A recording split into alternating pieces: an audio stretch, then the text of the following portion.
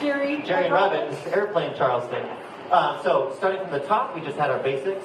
1, 2, 3, 4, 5. To get into cross kick airplane, I'm going to go back on 5. Stretch 5, 6. and Run, rock with my right.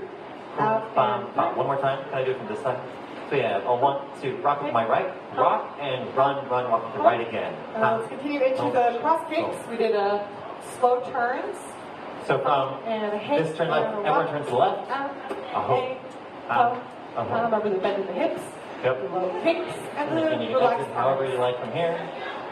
And then the other exit that we can do from airplane, shoot, shoot, hop. We're going to go into tandem airplane.